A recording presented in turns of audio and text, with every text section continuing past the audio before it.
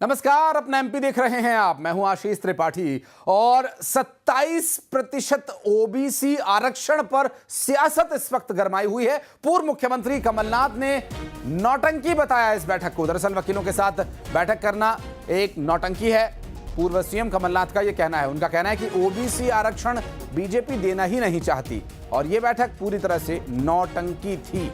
और इस पूरी 27% आरक्षण की जो खींचतान है, देखिए एक्स का जो उनका पोस्ट है वो सामने आ चुका है।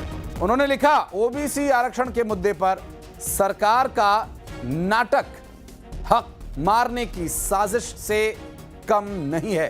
बैठक में मोबाइल ले जाने की अनुमति क्यों नहीं दी गई और पारदर्शिता से डरना सरकार की असली पहचान है। पूर्व मुख्यमंत्री कमलनाथ का यह बयान है, एक्स पर यह पोस्ट किया गया। कांग्रेस सरकार ने ओबीसी आरक्षण को 27% दिया था और कांग्रेस ने हक दिलाया, बीजेपी हक छीनने में लगी हुई है। पूर्व मुख्यमंत्री कमलनाथ ने वकीलों के साथ हुई बैठक को नौटंकी बताया। कमलनाथ जी बहुत सही कह रहे हैं कि नौटंकी हो रही, क्योंकि 2019 में कमलनाथ जी की कैबिनेट में, बाद में विधानसभा में ये पारित हो गया कि 27% देना है। और ये 2003 से जब दिग्विजय सिंह की सरकार थी, ये संकल्प था कि देना है। जब सर्वदलीय बैठक हो गई, इसके बाद कुछ बचा नहीं। ये वकील कह रहा है कि भाई वकीलों से बात करो। अरे वकील तुम्हारे, सरकार तुम्हारी double engine, supreme court, high court तुम्हारे, पे बचा क्या है? ये केवल नौटंकी है, देना नहीं चाहते। और शिवकांत आचार्य हमारे सहयोगी इस वक्त हमारे साथ जुड़ गए हैं। शिवकांत, ये 27% आरक्षण को लेकर अब जो बयान सामने आया, चाहे पीसी शर्मा की बात करें, चाहे पूर्व मुख्यमंत्री कमलनाथ की बात करें, दोनों एक ही बात कह रहे हैं। बैठक के बारे में डिटेल्स दीजिएगा, क्या कुछ बैठक में निष्कर्ष निकल पाया और फिर इस बयान पर।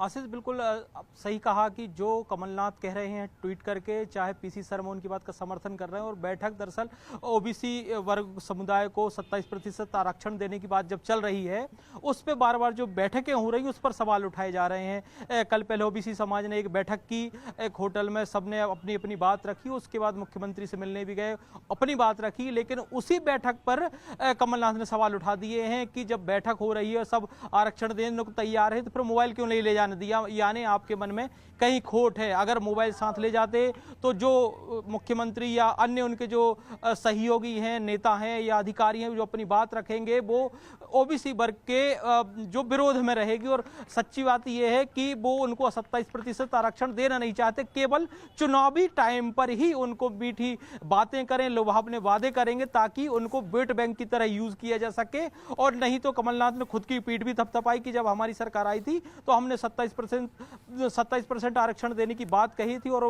उसको लेके भी आए थे, जो है विधानसभा में प्रस्ताव भी लेके आए थे। तो इसमें तो अब सवाल उठने की बात ही नहीं है। और सर्वदलीय बैठक हो गई, जब सब लोग एक ही साथ जो है एक ही मुद्दे पर सहमत हैं, तो वकील करने की बात, बैठक करने की बात, सलाह मशवरे लेने की बात तो कहीं से कहीं तक उठती ही नहीं है। ले दे के बात यह है कि अब जब तक चुनाव नहीं आ जाता है, ओबीसी एक मुद्दा रहेगा और एक दूसरे को, सत्ता पक्ष हो चाहे विपक्ष हो, एक दूसरे को घेरने की रणनीति पे काम करते रहेंगे, बनाते रहेंगे और श्रेय की राजनीति दोनों पक्ष करेंगे, ये निश्चित है जी। और इस बैठक को लेकर जो प्रतिक्रिया आई थी, वकीलों के साथ बैठक में मोबाइल नहीं ले जाने दिया गया, वो सब बातें हुई, लेकिन बैठक से क्या कोई सकारात्मक आउटपुट निकला या ये उम्मीद है कि आगे भी इस तरह की बैठकें होंगी और फिर हो सकता है कि वहां से कोई राह निकले? शिवकांत, आशीष, दरअसल बैठक होती बंद कमरे में इसलिए है कि जो बात उनको बाहर पहुंचाना है वही बाहर आना चाहिए। बाकी जो उनकी रणनीति का हिस्सा है वो किसी को पता न चल पाए। और जो मैंने मोबाइल की जो बात लिखी है कमलनाथ ने ट्वीट में, वो इसी का एक उन्होंने तंज कसा है कि बैठक में तो जो हुआ है वो हम किसी को नहीं बताएंगे, उसको सिर्फ एक बयान जारी करेंगे कि हम ओबीसी के पक्ष में हैं, ओबीसी को हम आरक्षण देना चाहते हैं 27% का, चाहे कांग्रेस कहे चाहे। ठीक है, मैं शिवकांत लौटूंगा। अजय सिंह यादव जी हमारे साथ जुड़ गए हैं भारतीय जनता पार्टी से। अजय जी, बहुत स्वागत है न्यूज 18 पर आपका। ओबीसी का 27% आरक्षण सरकार देना ही नहीं चाहती, पूर्व मुख्यमंत्री कमलनाथ ने एक्स पर पोस्ट करके ये बात लिखी है। देखिए, मध्य प्रदेश में डॉक्टर मोहन यादव जी दृढ़ इच्छा शक्ति के साथ पिछड़े वर्ग को उनका अधिकार दिलवाने के लिए प्रयास कर रहे हैं और मोहन यादव जी के प्रयासों का ही परिणाम है कि उच्चतम न्यायालय ने सभी याचिकाओं को नियमित रूप से 23 सितंबर से सुनवाई प्रारंभ की।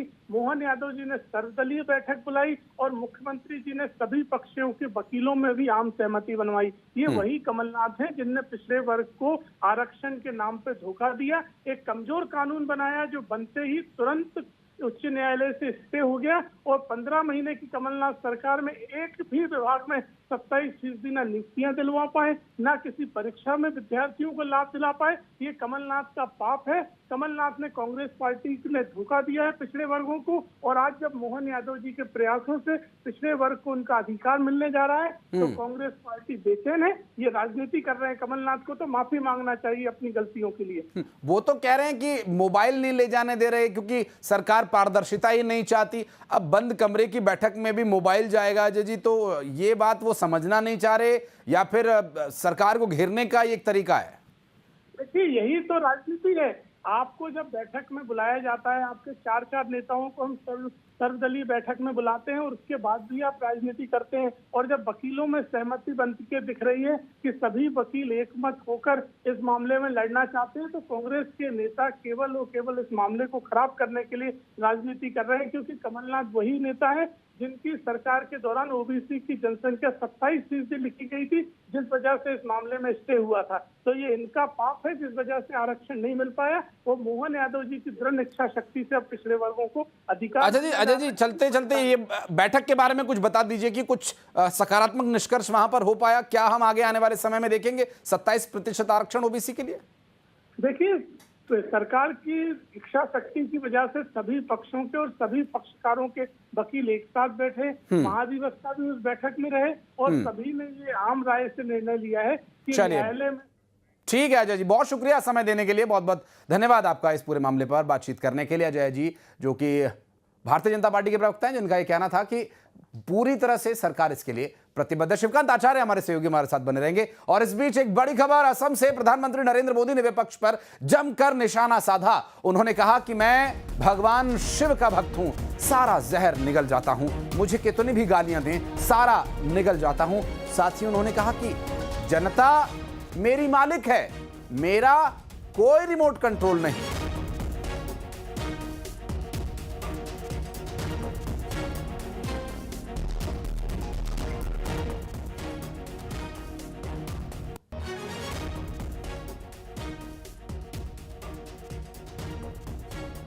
आपको बता दें कि प्रधानमंत्री नरेंद्र मोदी जो कि असम से बोल रहे थे और असम में एक सभा के दौरान उन्होंने